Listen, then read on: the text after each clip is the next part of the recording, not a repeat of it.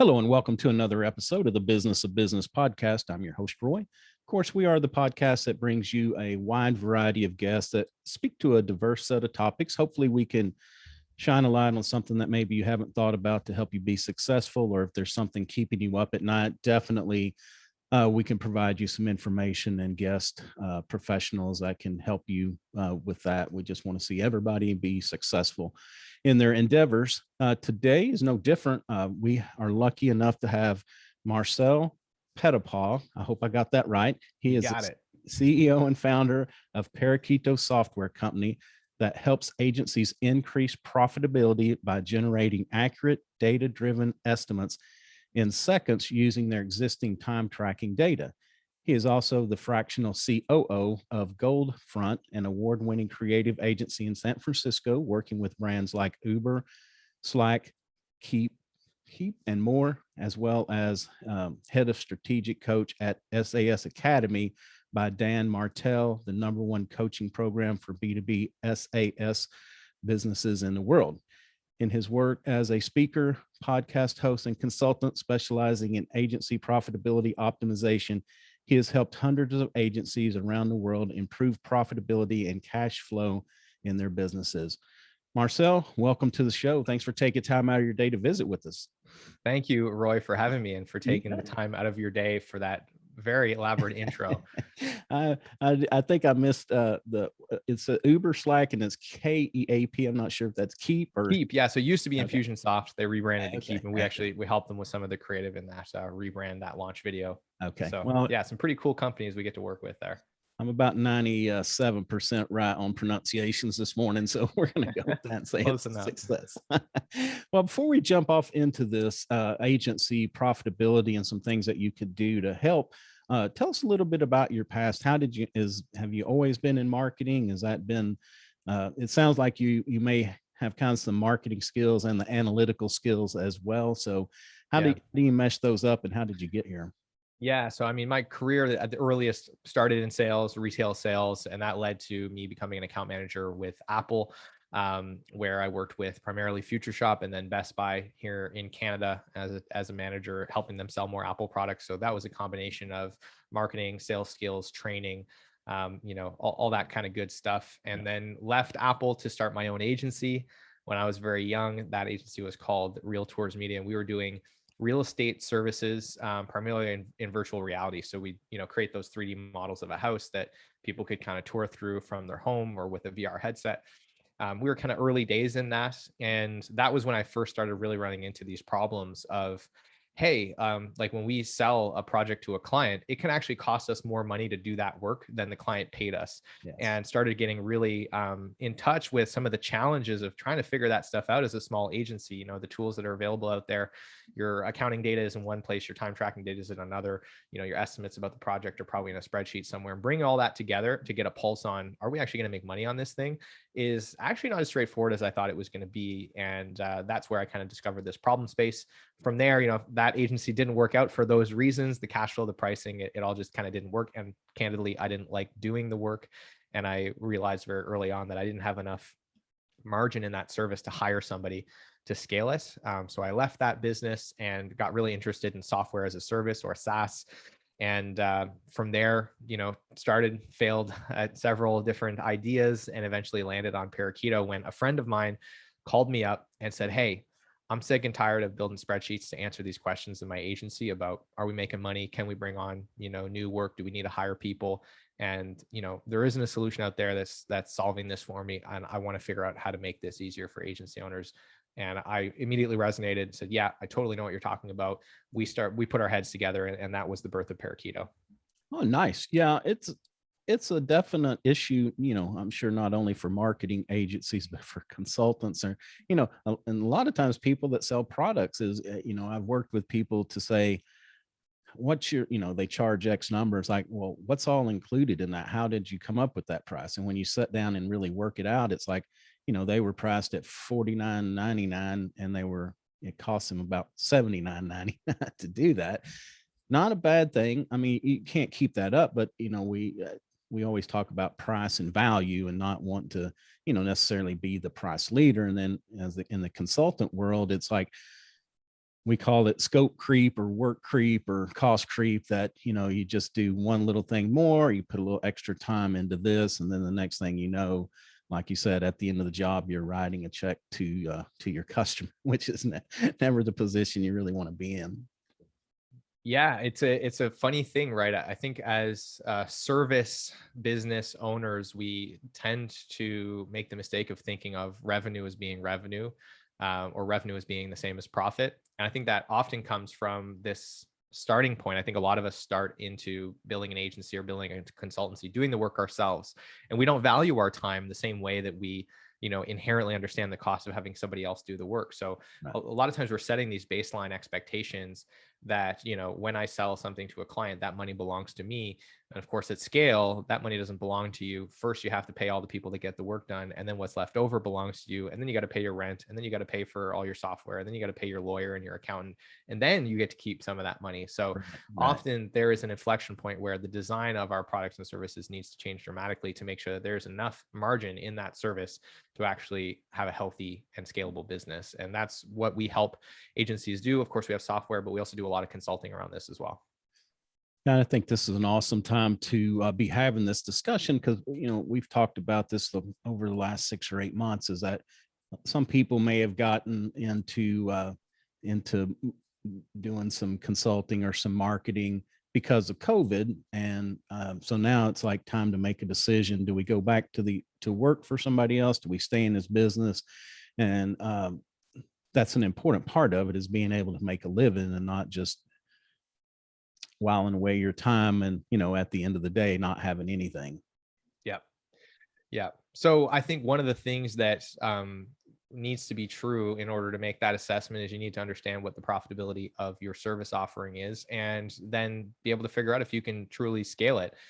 So, I mean, if you're just a consultant and you just want to be solo, that's one thing, right? Then you just figure out, like, basically, how much time does it take me to do this kind of an engagement? Therefore, how many of them can I do in a year? And does that get me to a level of revenue that I'm happy with from a lifestyle perspective? But notice that even in that simplest possible case, there's still an element of tracking your time that's required there, so that you can actually assess, like, what is my capacity to earn revenue in a year? You should know that number. You should know, if I work all the hours that I'm willing to work, how much money could I earn in a given year, so that you're not setting yourself up again for disappointment. And then if you're going to take that a level further, basically what you need to understand is a couple of really important numbers on a project by project basis, and then as well at the agency level or at the company level. The first is, what is my agency gross income? So I think a mistake that a lot of people make in the agency space is they focus on top line revenue, when, depending on what your service offering is, there might be a lot of revenue that's passing through you onto another vendor that actually doesn't belong to you and is not going to be impacted by your level of efficiency. So an example of this would be if you have ad spend that you're doing on behalf of a client, or print budgets, or you hire an external video production agency to do a part of an engagement, right? There's might be some external vendors that you work with where they're actually doing the work. And so you need to be able to subtract that out from your revenue to understand, what is my agency gross income? What is the amount of revenue that I'm responsible, or my team is responsible for earning with the work we do for the client? Yeah. So that you can start to understand how efficiently your business and your system earns that revenue. The next thing you want to be able to figure out is, what is our gross margin, our gross profit? And so many accountants that work with agencies don't actually include this inherently in the profit and loss statement, because it's designed to be generic for all of their clients who run all kinds of different businesses. But an agency is unique because you typically have 2 layers of cogs. You have the first layer, which is all the external vendors. That gets you to your AGI. On your profit and loss statement today, it's probably called your gross profit. Then the second thing you got to figure out is, what does it cost us to actually earn that revenue? And that is by looking at your production expenses that are typically shared across clients. This would be things like your software that you pay for, your Adobe Creative Cloud, your stock images, your Figma design software, like all the stuff that you might use to actually do creative work for your clients. And then there's the direct labor cost. So what does it actually cost you, or cost you for the team that's doing the work, in terms of the time they put in, what they cost per hour, whether they're a freelancer, a contractor, or they're an employee? You need to understand what they cost, measure the amount of time that they put in on every project, and figure out how much did it cost us, so that you can understand what was our gross margin on that product. And if your gross margin on a project by project basis is not in that 60 to 70% range, then you probably want to work on getting that up. And if at the agency level, like across your whole business, you're not in a 45 to 60% range, then you probably have some improvements that you want to make. So that's your kind of target on gross margin. Then from there, it's a question of paying attention to your overhead, making sure you're not overspending relative to your size. But typically 20 to 30% of your AGI being spent on overhead is an appropriate level. That should mean that, let's say, for example, you're making a 50% gross margin across the whole agency after you sold your product, and you spend 25% of your AGI on overhead. You have a 25% net margin. That's a profitable agency, and you're in a good place. So those are kind of some of the baselines that you need to start understanding. Yeah. And we can get into more nuance of how to figure that stuff out, some of the details on the calculations. But unless you're clear on that information, then it's going to be really, really hard to start hiring people and build the agency and make sure you have good cash flow and it's scalable. And what we see too often is an agency owner comes to us once they've hired 10 people and they're like, I don't get it. We're so busy, but I have no money in my bank account. What's going on here? And it's, well, you didn't pay attention to those important things. Yeah. Well, and the secondary part of that too is if we're not keeping up with, the time that we spend on each project correctly, it's hard to know, do we have the bandwidth to take on that next project without having to bring somebody on? And, we typically see that a lot. And I've been kind of reiterating this a lot lately, but businesses don't always fail because they don't have any business. There's a lot of businesses that fail because they had too much business, too good at marketing, right, but they weren't able to keep up with it, on the back end. And so another thing you mentioned was, top line revenue. And I love to, it's kind of financial humor, but I love it when somebody says, oh, I've got a $10 million company. It's like, okay, well, if it cost you 20 million to make that 10 million, then, and so I don't think people focus enough on like, what is that margin? What is that bottom line that we get to keep? That's the most important part. And even when you're on your own, there are a lot of expenses, the software, your equipment, your travel, sometimes you have somebody do a little one-off project. Got to be sure and include all of that into, our pricing as well. Yeah, absolutely. And I want to double click on something you said there, which was like kind of the difference between starvation and indigestion. They often feel the same in an agency, which is just like, shit, our payroll and our overhead's coming up and we don't have a lot of cash in our bank account. And so you think, okay, well, I just need to go close a couple more deals so I can pay that. But if the problem is that your service isn't fundamentally profitable, and it's creating cash flow problems for your business, then selling more is actually going to make the problem worse, right? Your agency is experiencing indigestion. So until you have insight into what is the gross margin, what is the gross profitability of our service, then you won't know if that's the case or not. You're just going to feel like we just need more work. We just need more work, but you're just going to keep compounding this element of being behind the 8 ball. Yeah. Yeah. And something about, talking about cash flow and I can ask you, what is the best way to structure this for in the marketing agency? I know, like in the business that I do, we get a percentage up front because, we have to pay, if we have to pay vendors and things like that, because I have worked with a couple of, they were more solopreneurs, but they were in the marketing space that they just did the job and crossed their fingers and hope that they got something at the end of the day. And sometimes the end of that day wasn't the same day that the project ended. Yeah. Yeah. So the way I explain this typically is like for most people's contracts that they write with clients, profitability is a function of the volume of time that goes into a project. Cash flow is a function of the time elapsed on that project. And typically that's because, to your point, you're usually trying to get some kind of payment up front, some kind of deposit, whether it's 25, 50%. The more money you can get up front, obviously the better. And then generally the rest of the payment is tied to milestones, usually the completeness of the project. So when you deliver certain deliverables to the client, that might trigger milestone payments. That's a typical contract. What I love is after some kind of a project-based engagement, moving on to a retainer where you get their credit card on file and you're just charging it every single month. So that really can alleviate a lot of the cash flow challenges that you run into. But really, it's just making sure that you're not putting yourself in a position where deadlines keep getting pushed out, because of course that's the kiss of death, right? Where if all of a sudden the client needs one more revision, all of a sudden your milestone payment gets pushed out 3, 4, 5 months. That's when you start to run into significant cash flow problems, especially if that's a material amount of money, if that's a big project, a big client, and you've put all your eggs in that basket. So I think contract structure is important. Definitely make sure you get enough money up front to cover your costs. So typically, if you're going to have, a 60 to 70% margin on your project, getting 50% upfront should be enough to pay for all the delivery of the project. And if the client screws off and never pays you again, at least you're not going to be in the red. So try to push for a 50% upfront deposit. And then do your best to structure the contract such that there are limits on revisions. There are limits on time extensions to the contract, that perhaps there's a scope change that's triggered if the timeline gets pushed out too significantly, so that you're not putting yourself in a position where you might end up having to go a very long time without getting paid and outlay a ton of capital to get this thing done for the client without ever seeing that cash flow back in. And, regular clients I work with, they're understanding, and, these are part of the ways we can educate them. But I will say that there are some clients that have a short memory, that due to them not getting stuff to you, due to wanting something changed, more revisions, this and that, then at the end of the day, they're like, wow, we're 60 days over this deadline. And, it's hard. At that point, it's really difficult to go back and explain to them that, well, you were a major influence. You're a major influence on that. So I think that's where pricing, we have to realize our value. And this is another component of realizing that value, is that if you want or need 50% upfront, you shouldn't be scared to ask for that. And that's sometimes with our newer clients, we have to educate them.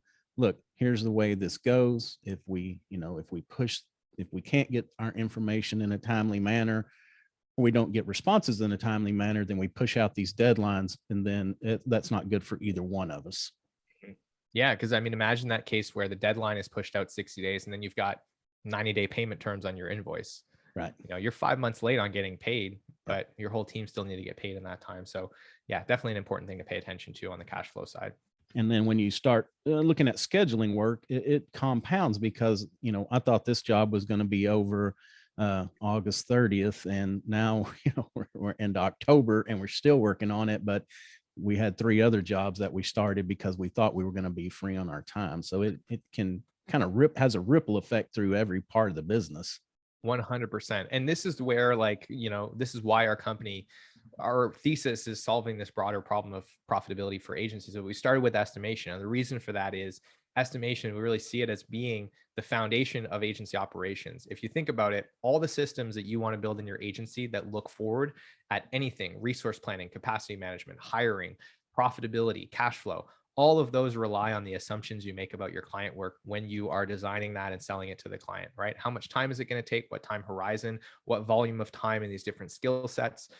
Who is going to be required to work on this? And if those assumptions are way off, then all these systems that you try to build on top of it are going to be way off as a result. So that foundation, the place where you have to start, is getting really deliberate about estimation, how you come up with assumptions for your client work, how you use historical data to make that more objective and more accurate over time, how you normalize the structure of that estimate so that you can actually start building time tracking schemas that map back to the estimate. You start building cost tracking that map back to the estimate. Like, all of these things need to be really intentionally designed if you want to be in a place where you can quickly and easily answer questions like, did we scope this properly? How should we change our scope next time? Did we make a profit on this? Do we have enough people to work on this project? If not, when can we start? Or who do we need to bring in order to say yes?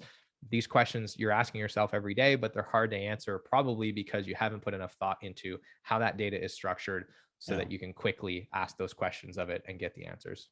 So when, if you were come to my agency and ask me, like what is the amount of time you spend per job versus how much you price that, are you finding that people are just letting the scope creep out and kind of go crazy?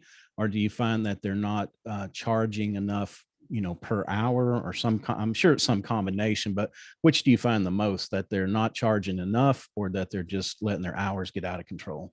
Yeah, so we do part of our consulting practice is we start with an audit, and we go in and we evaluate earning efficiency. So we look at average bill rate, we look at gross margin on the P&L, we dig into projects, and we look at utilization rates, and then we look at overhead spending.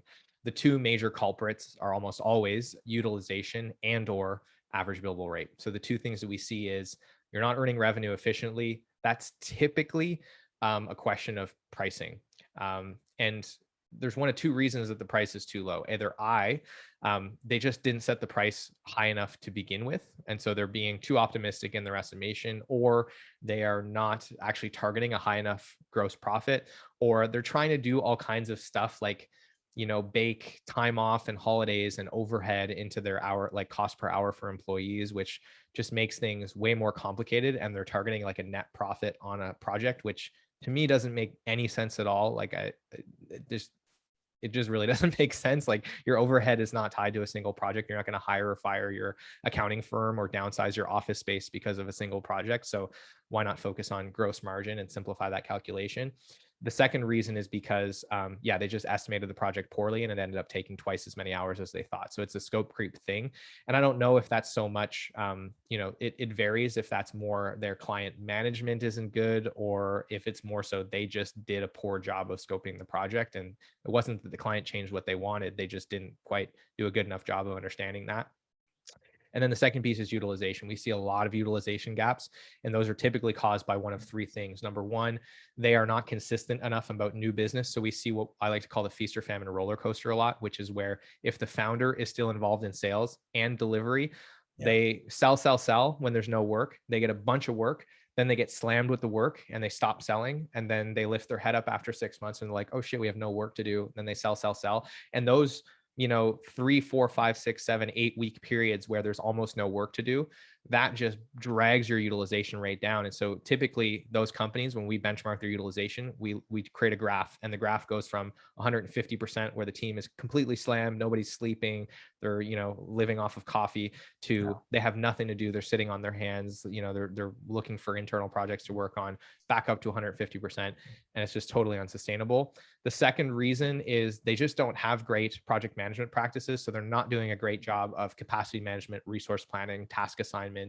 And a lot of times we see this in agencies where they have either a client or a service dilution problem. So they are having a single person work on way too many clients at the same time. So they're not productive because they're bouncing around. They're constantly in meetings. They're not actually getting things done.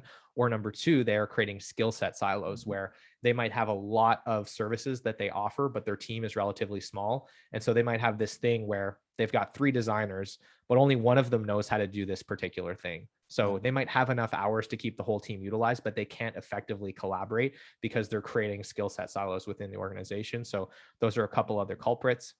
And then the last one is just team composition.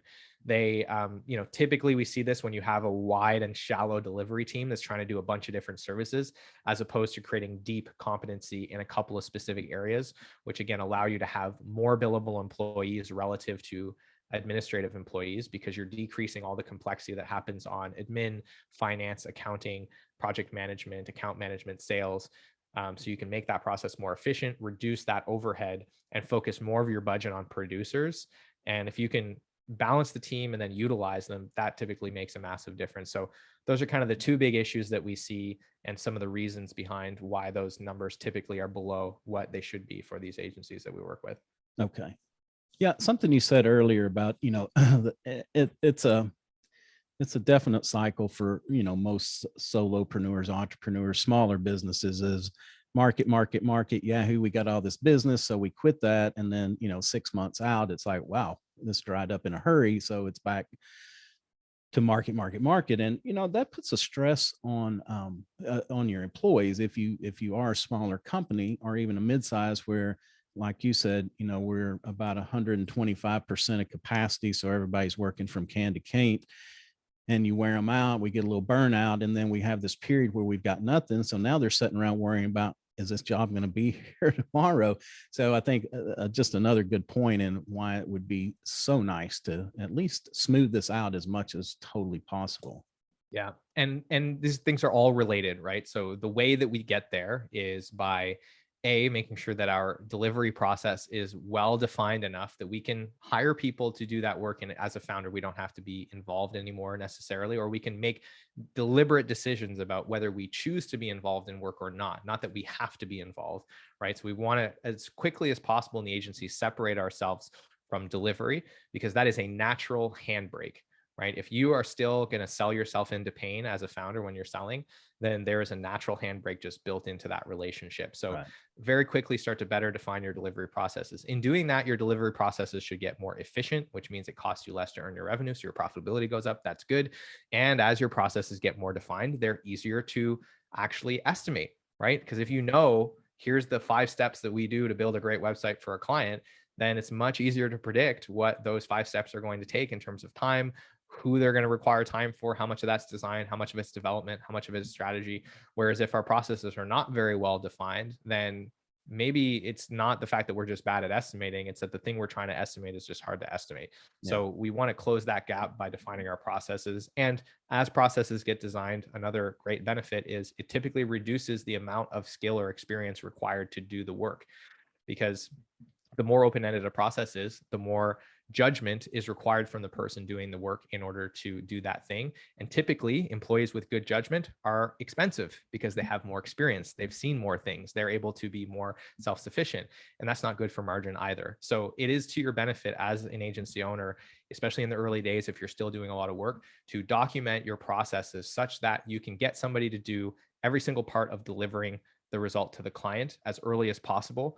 That way, if you do happen to go out and sell a bunch of work, you're not then going to get pulled in and get pulled away from sales. That allows you to then focus on sales all the time, which creates outsized pipeline, which means that you can go into every sales conversation not worrying about losing the work.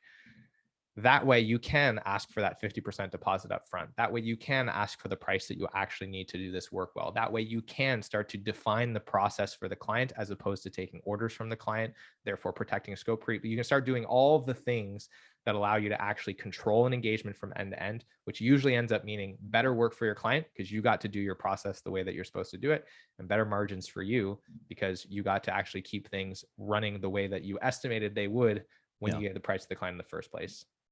Yeah, I'm a big fan of the documentation of processes, and not only just one time, but we always, it should be a a dynamic document that we're always looking at, because what I found is that even though people think, oh, this process is really dialed in, when you put it on paper and you start walking through it, you usually will find either gaps that they were unaware of, or maybe just little tweaks that could be made to make it much more efficient than what it was. And this is the entire thesis of Parakeeto. So for those that are listening, if you want to dig into this, we have a system called the Agency Profitability Flywheel. You can find tutorial videos on exactly what that is inside of our Agency Profitability Toolkit, which is free on our website. So make sure you go check that out. We'll see if Roy can leave it in the show notes for you. But the basic premise there is absolutely, Roy, we want to create a feedback loop between our estimates and our actuals so we can see what are the projects that are going way better than we thought and which ones are not going the way that we thought.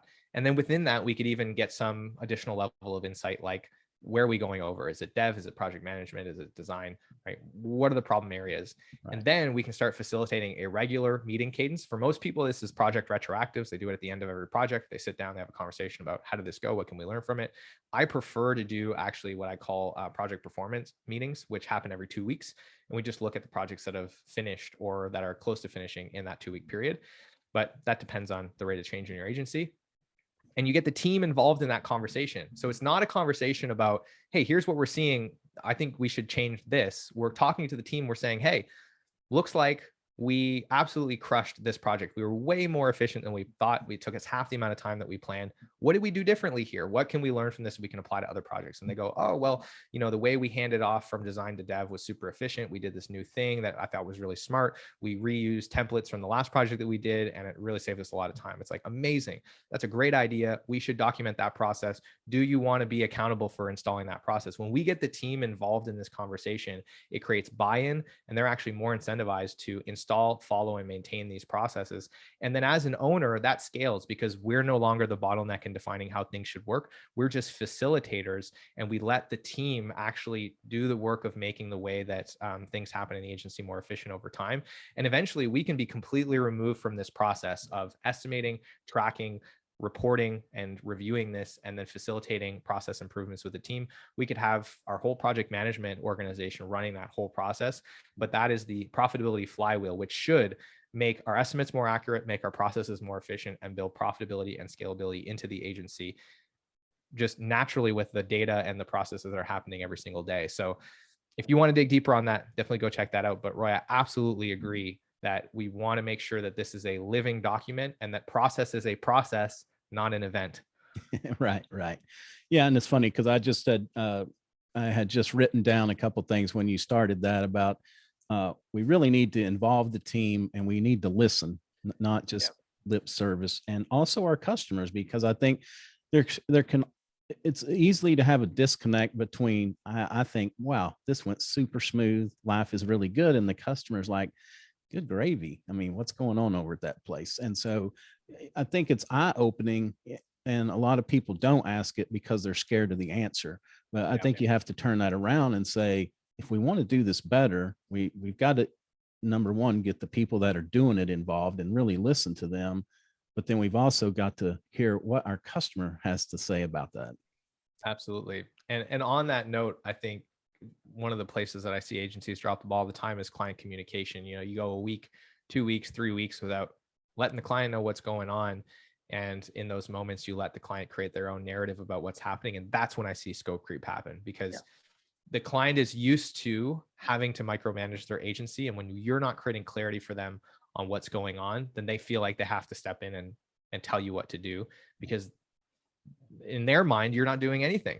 Right. So creating these cadences around talking to customers often, giving them updates, getting feedback often is just a really great practice. If nothing else, to like manage the relationship and reduce the risk that they're going to feel like they have to step in and tell you what to do in order to, you know, get a successful outcome from the engagement. And it should give you more ammunition to go into that conversation at the end of the project with the team and understand, like, not only did this go well for us, but to your point, like, was this a good outcome for the client?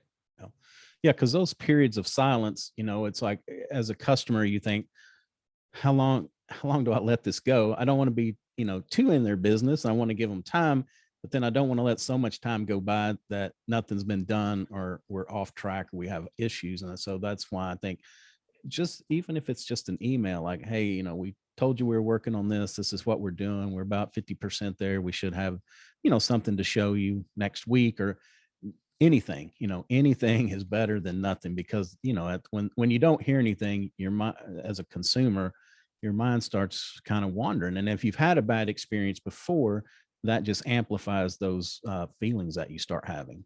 100%. You just allow your client to bring whatever baggage they have into your engagement, and it's usually not good baggage. Yeah. So what about earlier you had mentioned kind of doing a lot of stuff. So what's your opinion on kind of having a niche that you fit into instead of trying to be everything to everybody?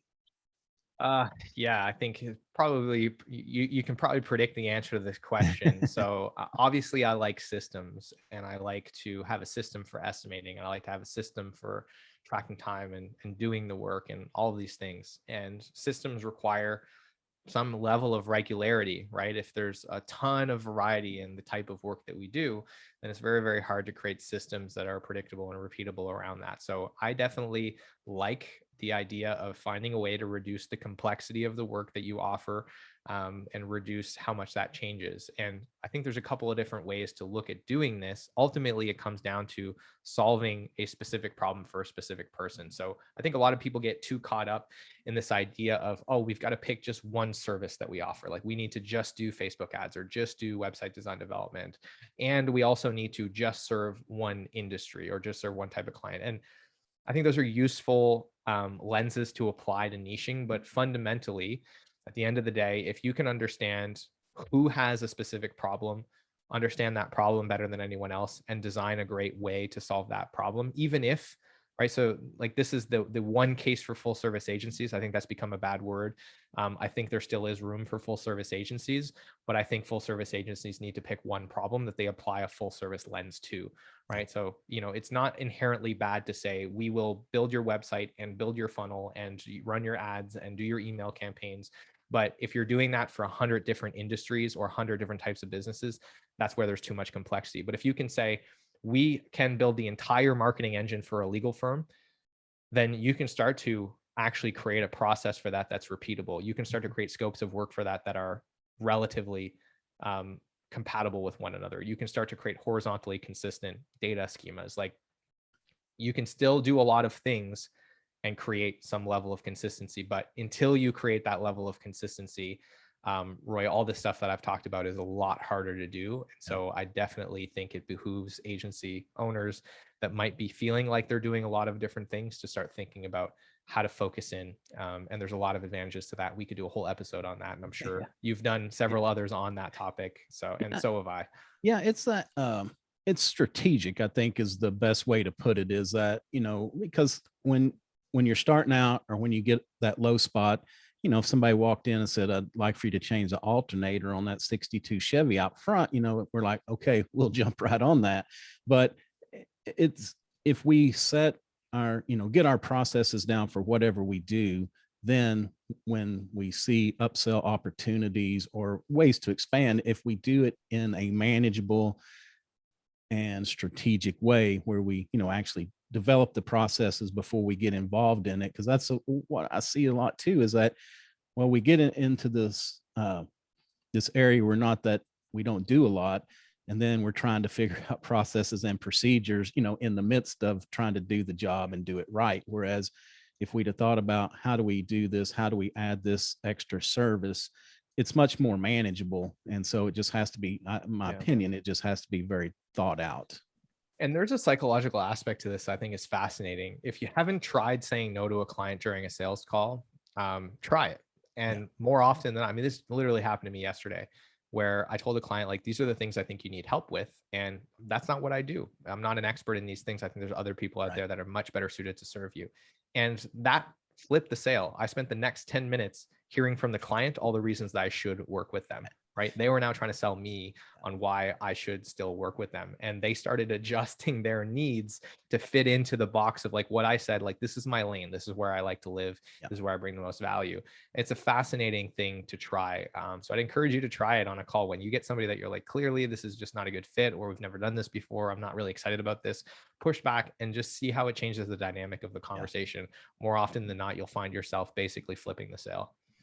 Yeah. And we talk about that a lot too with pricing. And, the minute somebody comes out and start, oh, that's too high, and starts trying to beat you down on pricing, sometimes all you got to do is say, you know what, we just may not be a good match, but I wish you luck. And then, like you said, you'll spend the next 30 minutes listening to them sell you on why you actually should work with them. It's a fascinating experiment. And it's this really interesting compounding effect of, when you don't need the work, you can sell like you don't need the work. And when you sell like you don't need the work, you typically make more money, you close more deals, and you end up with more profitable projects on the back end. Yeah. Cut down our mistakes, or our chances for mistakes, for sure. Because when we get in a bind and feel like we have to sell everybody that we talk to, we can do some things we probably shouldn't be doing. We end up with indigestion, Roy. Yes, indigestion that feels like starvation. All right, Marcel. Well, is there anything else you want to put out there before we wrap this up? Yeah, I mean, if you've listened to this episode and you want to dig deeper into all of this stuff, I mean, like, everything from how to calculate the cost per hour on your employee basis, how to figure out what the right utilization rate is for you, all the nerdy details of agency profitability. We've got all kinds of free resources for you. I'd start by checking out the Agency Profitability Toolkit. Definitely check out our blog. And we also have a podcast called the Agency Profit Podcast, where we talk about, you guessed it, agency profitability. So if you want to go deeper, you want to dive into all the content we've created, I've spent the last 3 years just trying to share everything I know on this subject. So feel free to go and consume that. And if you have questions or you want to nerd out, you'll be able to find me on the internet pretty easily. So feel free to reach out. I'd love to hear from you. Okay. Yeah, great. And can you give us the website and let everybody know where they can go find you? Absolutely. So parakeeto.com, parakeeto.com. And it's the Agency Profit Podcast. You'll find that on any of the podcast services that you use. If you want to find me, LinkedIn is probably the best place. Reach out to Marcel Petitpas. I'm wearing the same shirt with the parakeets on it and my profile picture, so I'm easy to spot. Feel free to connect, send me a message. Let me know you heard about me on Roy's podcast, and I'll be happy to chat. All right, great. Well, we appreciate that. I like the, that's a good idea, wearing the same shirt as the profile picture. I'm gonna have to think about that. Trying to keep the UX consistent on omni-channel. Yeah, right. All right. Well, thanks so much. It's been a great talking to you. A lot of great information. Y'all reach out to Marcel. and, read some of his information, reach out and talk to him, see how he can help you improve your agency profitability. So until next time, that's going to do it for this podcast. You can also find us at www.thebusinessofbusinesspodcast.com. We're on all the major podcast platforms: iTunes, Stitcher, Google, Spotify, and Pandora. We're also on all the major social media networks, probably hang out on Instagram a little more than others. So reach out there. We'd love to interact with you. You can find a video of this interview will go up on our YouTube page. So go over there, check out the video and some of our other great guests from the past. Until next time, that's going to do it for the Business of Business podcast. Take care of yourself and take care of your business.